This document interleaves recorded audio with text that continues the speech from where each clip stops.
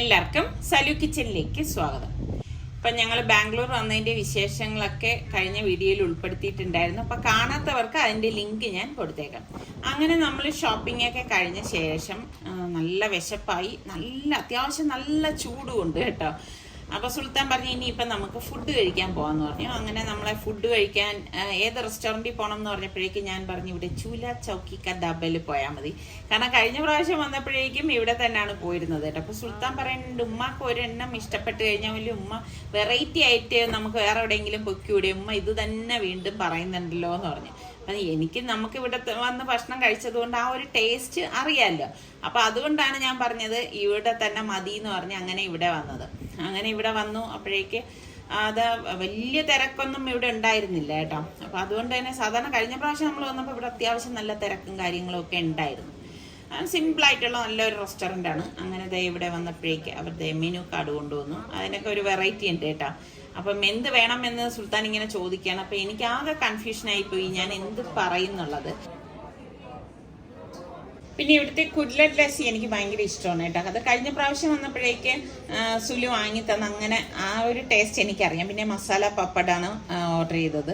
പിന്നെ സ്റ്റാർട്ടറായിട്ട് നമ്മൾ പനീർ ടിക്കയാണ് പറഞ്ഞിരുന്നത് കേട്ടോ. അപ്പോൾ ഈ ലസ്സി പൊതുവേ എനിക്ക് ഇഷ്ടമുള്ള ആളല്ല, പക്ഷെ ഇവിടുത്തെ ഈ ഒരു ലസ്സിക്ക് എന്തൊക്കെയോ ഒരു പ്രത്യേകതയുണ്ട് കേട്ടോ. അടിപൊളി ടേസ്റ്റാണ്. അപ്പം ഈ മസാല പപ്പട് എന്ന് പറയുമ്പോൾ സംഭവം ഭയങ്കര സിമ്പിളാണ്. ഈ പപ്പടിൻ്റെ പുറത്ത് ഇതുപോലെ തക്കാളി, സവാള, പച്ചമുളക്, മല്ലിയില എല്ലാം അരിഞ്ഞ് അവരുടെ എന്തോ മസാല മിക്സ് ചെയ്ത ശേഷം അത് ഇതുപോലെ പിസ്സ പോലെ വെച്ചിട്ട് തരുന്നതാണ് കേട്ടോ. എത്ര സിമ്പിളായിട്ടുള്ളതാണ്, എന്നാൽ കഴിക്കുമ്പോൾ ഭയങ്കര ഒരു വെറൈറ്റി ടേസ്റ്റ് നമുക്ക് ഫീൽ ചെയ്യും കേട്ടോ. അടിപൊളി നല്ലൊരു ടേസ്റ്റ്. പക്ഷേ അത്യാവശ്യം നല്ല എരിവുണ്ടായിരുന്നു, അത് ഒഴിച്ചാൽ നല്ല ടേസ്റ്റ് തന്നെയാണ്. അങ്ങനെ എന്താ പനീർ ടിക്ക കൊണ്ടുവന്നു. അത്യാവശ്യം നല്ല ക്വാണ്ടിറ്റിയിലുണ്ടായിരുന്നു കേട്ടോ. അപ്പം നിസാറൊക്കെ പിന്നെ ഈ പനീറൊന്നും കഴിക്കത്തില്ല കേട്ടോ. അപ്പം ഞാനിങ്ങനെ ഇതെടുത്ത് കഴിച്ചിട്ട് ഞാൻ പറഞ്ഞു സുലു നമുക്ക് രണ്ടുപേർക്കും കൂടി വേണ്ട ഇനി ഇത് തീർക്കാനെന്ന് പറഞ്ഞപ്പോൾ സുലു പറഞ്ഞു എനിക്ക് ഒരു പീസ് മതി, ബാക്കി ഉമ്മ അങ്ങ് കഴിച്ചോണ്ടാ മതി എന്ന് പറഞ്ഞു. നല്ല ടേസ്റ്റ് ഉണ്ടായിരുന്നു കേട്ടോ. അപ്പം ഇതൊക്കെ നമ്മൾ ധൃതി ഇല്ലാതെ വന്ന് സമാധാനമായിട്ട് കഴിക്കണം, അപ്പോഴാണ് അതിൻ്റെ രുചി അറിയുന്നത്. നല്ല എരിവ് കേട്ടോ. നമ്മൾ വിചാരിക്കും കേരള ഫുഡിനാണ് എരിവ്, അല്ല നല്ല സ്പൈസ്. പനീർ ടിക്ക. അങ്ങനെ നമ്മൾ ബട്ടർ നാനും അതുപോലെ തന്നെ ചിക്കനും പറഞ്ഞിട്ടുണ്ടായിരുന്നു. അപ്പോൾ അത് സത്യം പറഞ്ഞാൽ ആ സ്റ്റാർട്ടർ കഴിച്ചപ്പോൾ തന്നെ വയറ് നിറഞ്ഞു കേട്ടോ.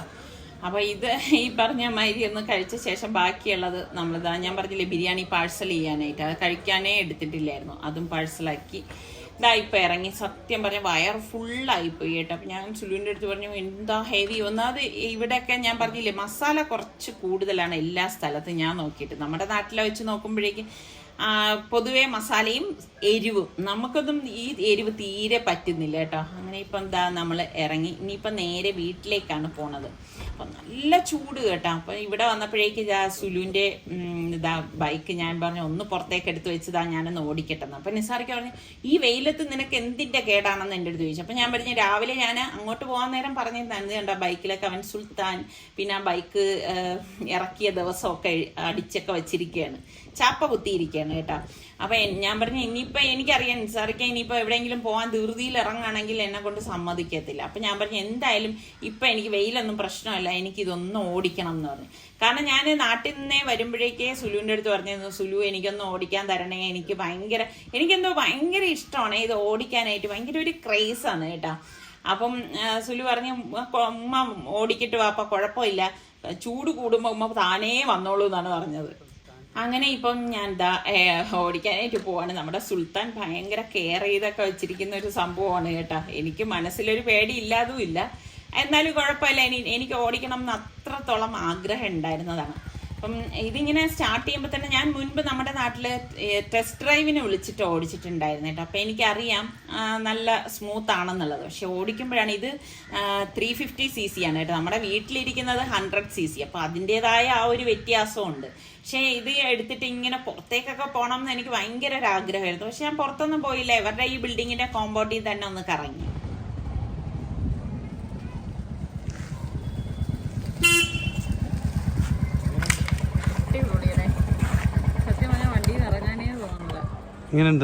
Super super first class.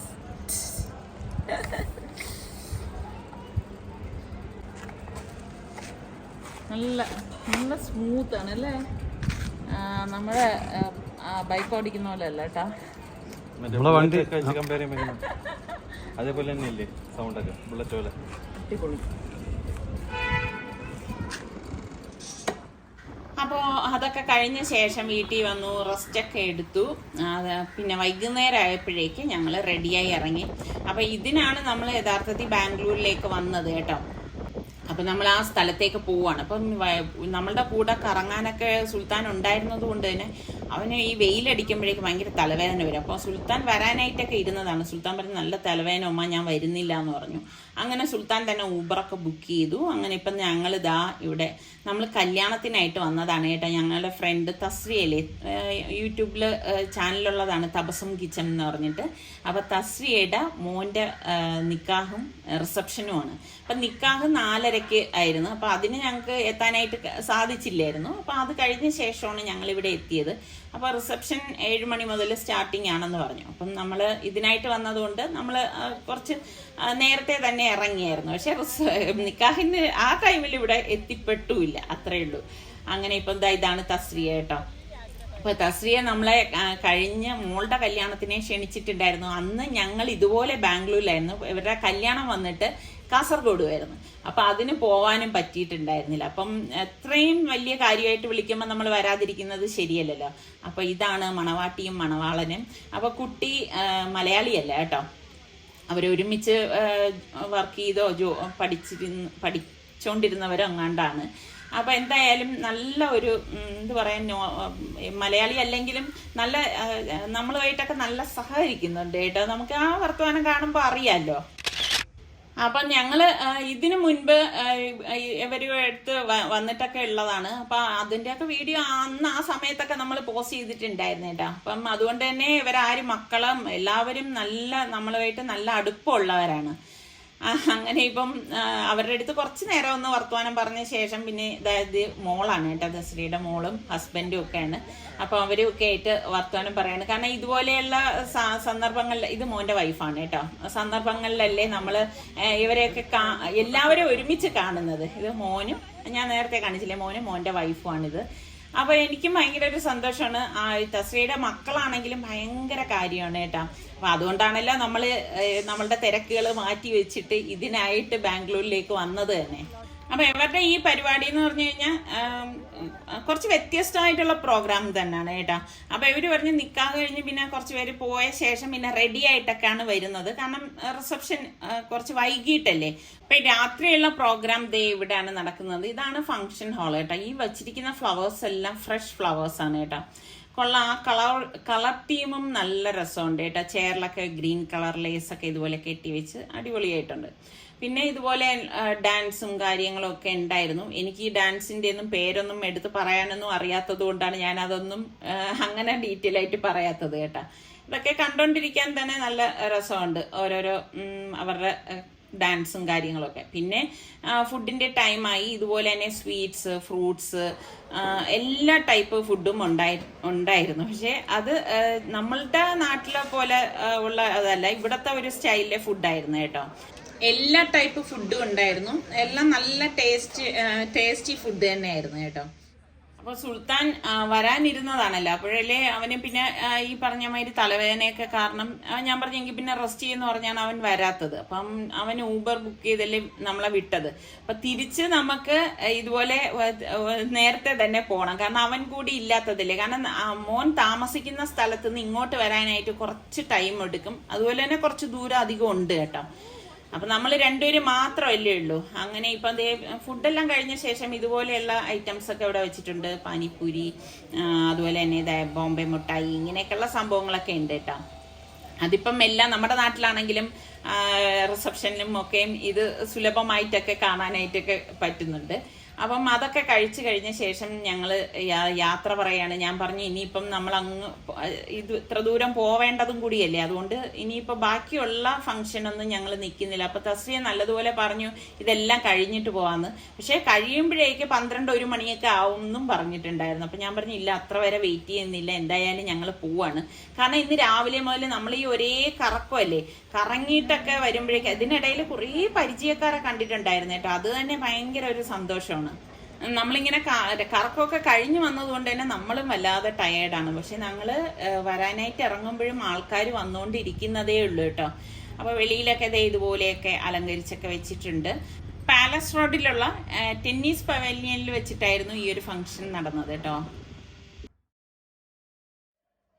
അപ്പം ഇന്ന് വൈകുന്നേരമാണ് നമ്മൾ തിരിച്ച് നാട്ടിലേക്ക് പോകുന്നത് കേട്ടോ.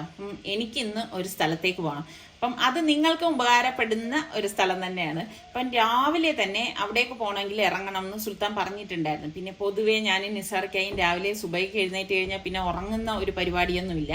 പിന്നെ അതുപോലെ ഇതുപോലെ യാത്രകളൊക്കെ ചെയ്യുകയാണെങ്കിൽ ഒട്ടും ഉറങ്ങത്തില്ല കേട്ടോ. ഞാൻ മാക്സിമം അവിടുത്തെ സ്ഥലങ്ങൾ കാണാനും ബാക്കിയുള്ളതൊക്കെ ഇങ്ങനെ പറഞ്ഞ മാതിരി രുചിച്ച് നോക്കേണ്ടതൊക്കെ രുചിച്ച് നോക്കാനും നോക്കുന്ന ഒരാളാണ്. അങ്ങനെ ഇപ്പം നമ്മളിതാ ഇപ്പോൾ അങ്ങോട്ടേക്ക് പോകണമെങ്കിൽ തന്നെ കാറിൽ പോയിട്ട് പിന്നെ അത് കഴിഞ്ഞ് മെട്രോയിൽ കയറണം. അങ്ങനെയൊക്കെ വേണം യാത്ര ചെയ്ത് അവിടെ എത്താനുള്ളത്. അതും സുൽത്താൻ്റെ വീട്ടിൽ നിന്ന് കുറച്ച് ദൂരത്തിലാണ് ഈ പോകുന്ന സ്ഥലം എന്ന് പറയുന്നത് കേട്ടോ. അങ്ങനെ ഇപ്പം ദാ നമ്മൾ മെട്രോയിൽ കയറാനായിട്ട് പോവാണ്. ശരിക്കും മെട്രോ എന്ന് പറയുമ്പോഴേക്ക് എല്ലാ സ്ഥലത്തും ഞാൻ നോക്കിയിട്ട് ഒരേപോലെ തന്നെയാണ് നമുക്ക് ഫീൽ ചെയ്യുന്നത് കേട്ടോ. അല്ലാതെ പ്രത്യേകിച്ച് അവിടെ ഒരു പ്രത്യേകതയൊന്നും എനിക്ക് അങ്ങനെ തോന്നിയിട്ടില്ല. ഇപ്പം ഞാനാണെങ്കിൽ എവിടെയെങ്കിലും ഇതുപോലെയൊക്കെ യാത്ര ചെയ്യുന്നെങ്കിൽ പോലും പ്ലാൻ ചെയ്യും മനസ്സിൽ കേട്ടോ. മനസ്സിലൊരു പ്ലാനിങ് ഉണ്ടാവും. ഇത്ര മണിക്ക് ഇറങ്ങണം, ഇത്ര മണിക്ക് ഇന്ന സ്ഥലത്ത് എത്തണം എന്നൊക്കെ ഉള്ള ഇന്ന ദിവസം ഇന്നടുത്ത് യാത്ര ചെയ്യണം എല്ലാം പ്ലാനിങ് ഉണ്ടാക്കിയിട്ട് നിസാർക്കടുത്ത് പറയും കേട്ടോ. അതാ മെട്രോ വന്നു. അപ്പം ഞങ്ങളിതാ മെട്രോയിലേക്ക് കയറി. ആ സമയം അത്യാവശ്യം തിരക്കില്ലായിരുന്നു. സുൽത്താൻ പറഞ്ഞു ഉമ്മ അങ്ങോട്ട് പോകും തോറും നല്ല തിരക്ക് വരും കേട്ടോ എന്ന് പറഞ്ഞു. ഇപ്പം നമ്മൾ എങ്ങോട്ടാണ് പോകുന്നതെന്ന് നിങ്ങൾക്ക് ഐഡിയ ഉണ്ടെങ്കിൽ ഒന്ന് പറയട്ടെ. എങ്ങോട്ടേക്കാണ് നമ്മളുടെ ഈ ഒരു യാത്ര എന്നുള്ളത്. നമ്മളുടെ ജീവിതത്തിൽ തിരക്കുകളൊക്കെ എല്ലാവർക്കും തിരക്കുകളിലുള്ളവരാണ്. അപ്പോൾ വല്ലപ്പോഴും ഒക്കെ ഇങ്ങനെയുള്ള യാത്രകൾ ശരിക്കും പറഞ്ഞാൽ നല്ല റിലാക്സ് കിട്ടും കേട്ടോ നമ്മളുടെയൊക്കെ മനസ്സിന്. എനിക്ക് ഇത്തരം യാത്രകളൊക്കെ ഭയങ്കര ഇഷ്ടമാണ് കേട്ടോ. അപ്പം ഈ ബാംഗ്ലൂർ എന്നല്ല നമ്മുടെ തൊട്ടടുത്ത് എവിടെയെങ്കിലും സ്ഥലം ഉണ്ടെങ്കിലും നമ്മൾ ഇതുപോലെ ഒന്ന് ഇടയ്ക്കൊന്ന് ആഴ്ചയിലൊരിക്കലോ അല്ലെങ്കിൽ മാസത്തിലൊരിക്കലോ ഒന്ന് എല്ലാവരുമായിട്ടൊന്ന് യാത്ര ചെയ്യാം എന്ന് പറയുമ്പോൾ തന്നെ ഒരു സന്തോഷമാണ്. അപ്പം ഇതിൻ്റെ ഇനിയുള്ള ഒരുപാട് വിശേഷങ്ങളുണ്ട് കേട്ടോ. അപ്പം അതിപ്പോൾ ഇതിൽ ഉൾപ്പെടുത്താൻ പറ്റത്തില്ല. അപ്പം നമുക്ക് അടുത്ത എപ്പിസോഡിൽ അതിൻ്റെ ഡീറ്റെയിൽ വിശേഷങ്ങൾ കാണാം. അപ്പം ഞങ്ങൾ വീട്ടിൽ നിന്ന് ഇറങ്ങിയപ്പോഴേക്ക് ഇവർ മൂന്നുപേരും കൂടി കുഞ്ഞിനെയും കൊണ്ട് കറങ്ങാനായിട്ട് ഇറങ്ങി. അപ്പം ഞാൻ പറഞ്ഞു കുടയൊക്കെ എടുത്തിട്ടേ പോവാവൂ, കുഞ്ഞിനെ വെയിൽ കൊള്ളിക്കരുതെന്ന് പറഞ്ഞപ്പോൾ അവർ പറഞ്ഞു കുടയൊക്കെ എടുത്തിട്ട് തന്നെയാണ് ഞങ്ങൾ ഇറങ്ങിയിരിക്കുന്നതെന്ന് പറഞ്ഞു. അപ്പോൾ ഇടയ്ക്കിടയ്ക്ക് ഇതുപോലെ വീഡിയോ കോൾ ചെയ്ത് ഞങ്ങളുടെ അടുത്ത് വിശേഷങ്ങളും കാര്യങ്ങളും ഒക്കെ പറയുന്നുണ്ടായിരുന്നു.